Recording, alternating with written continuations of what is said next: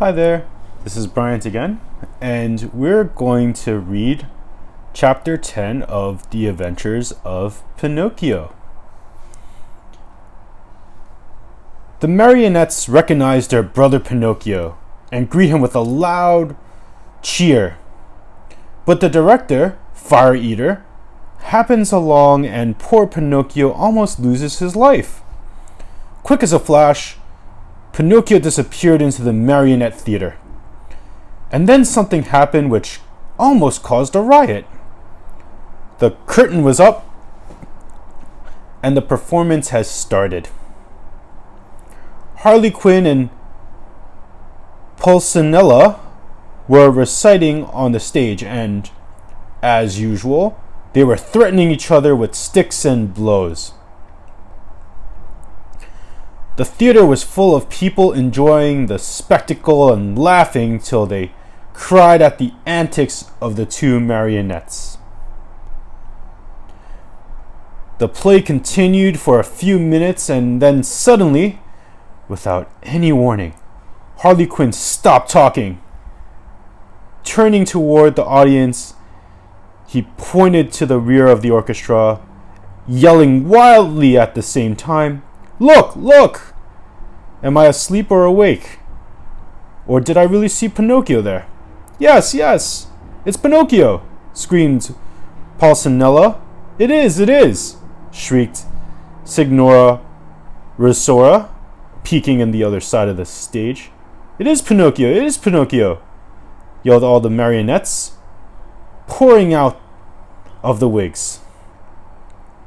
It is Pinocchio. It is our brother Pinocchio. Hurrah for Pinocchio! Pinocchio, come up to me, shouted Harley Quinn. Come to the arms of your wooden brothers.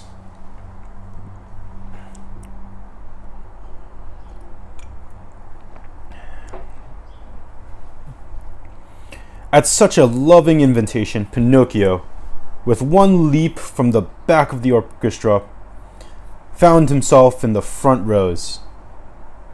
With another leap, he was on the orchestra leader's head. With a third, he landed on the stage. It is impossible to describe the shrieks of joy, the warm embraces, the knocks, and the friendly greetings with which that strange company of dramatic actors and actresses received Pinocchio. It was a heart-rending spectacle, but the audience, seeing that the play had stopped, became angry and began to yell, The play! We want the play!" The yelling was of no use, for the marionettes, instead of going on with their act, made twice as much racket as before, and lifting up Pinocchio on their shoulders, carried him around the stage in triumph. At that very moment, the director came out of his room. He had such a fearful appearance that one look at him would fill you with horror. His beard was as black as pitch,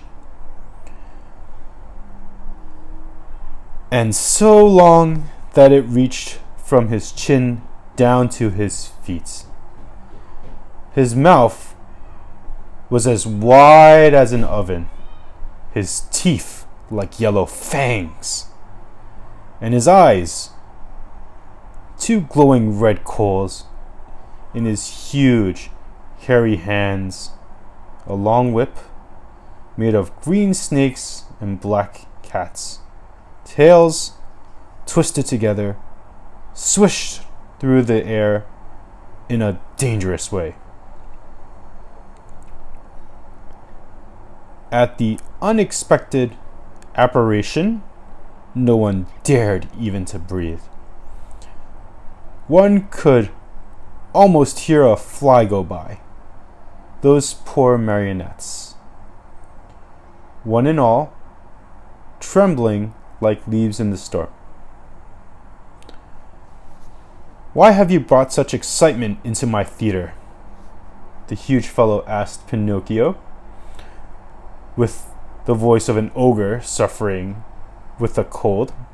"Believe me, Your Honor, the fault was not mine." "Enough! Be quiet!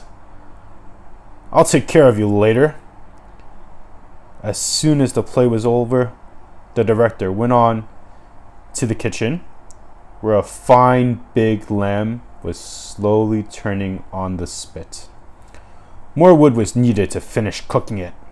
He called Harley Quinn and Pulcinella and said to them, "Bring that marionette to me. He looks as if he was made of well-seasoned wood. He'll make a fine fire for this spit."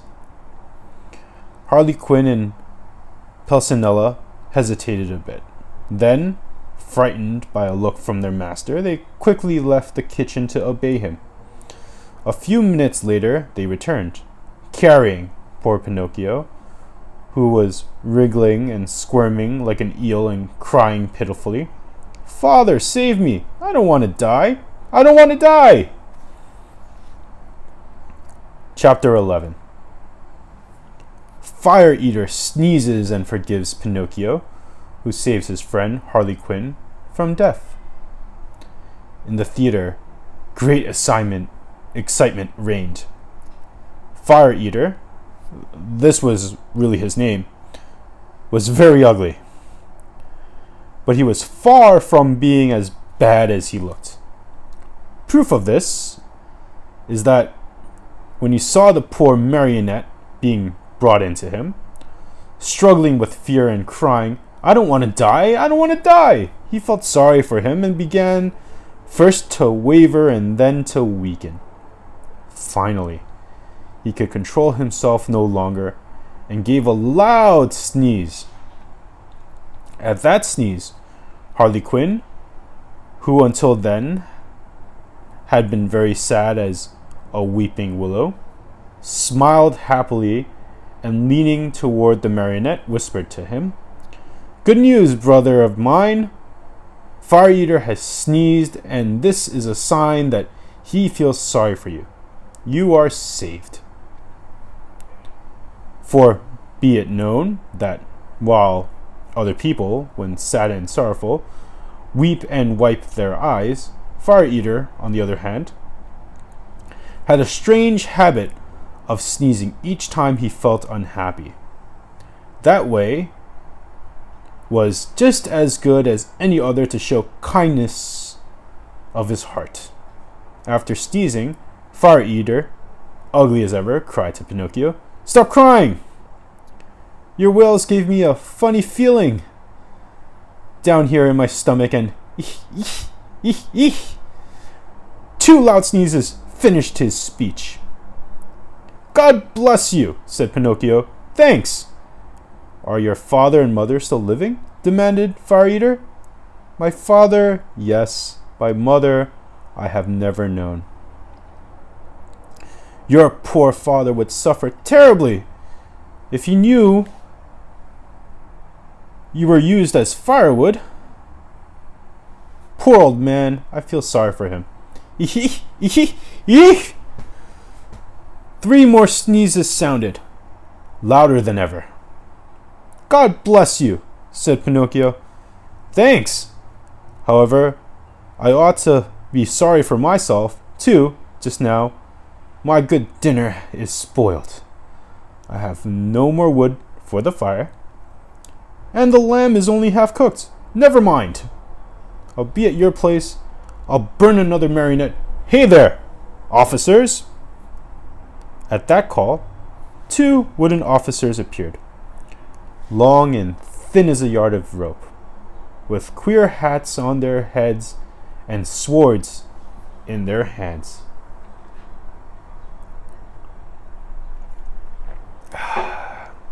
Fire Eater yelled at them in a hoarse voice, "Take Harley Quinn, tie him, and throw him on the fire.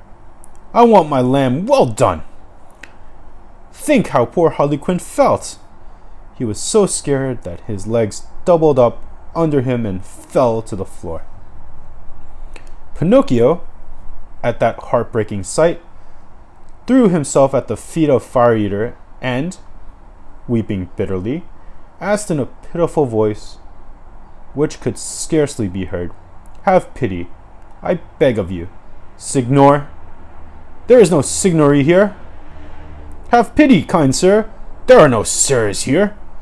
Have pity, your excellency." On hearing himself addressed as "Your Excellency," the director of the Marionette Theater sat up very straight in his chair, stroked his long beard, and became suddenly kind and compassionate, smiled proudly as he said to Pinocchio, "Well, what do you want from me now, marionettes? I beg for mercy for my poor friend Harlequin, who has never done the least harm in his life." "There is no mercy here, Pinocchio. I have spared you. Harlequin must burn in your place. I am hungry and my dinner must be cooked." "In that case," said Pinocchio proudly, as he stood up and flung away his cap of dough, "in that case, my duty is clear. Come, officers, tie me up and throw me on those flames. Not in the fair for poor Harlequin, the best friend I have in the world. To die in my place!" These brave words, said in a piercing voice, made all the other marionettes cry, even the officers, who were made of wood also, cry like two babies. Fire Eater, at first, remained hard and cold as a piece of ice, but then, little by little, he softened and began to sneeze. And after 4 or 5 sneezes, he opened his arms and said to Pinocchio, "You are a brave boy. Come to my arms and kiss me."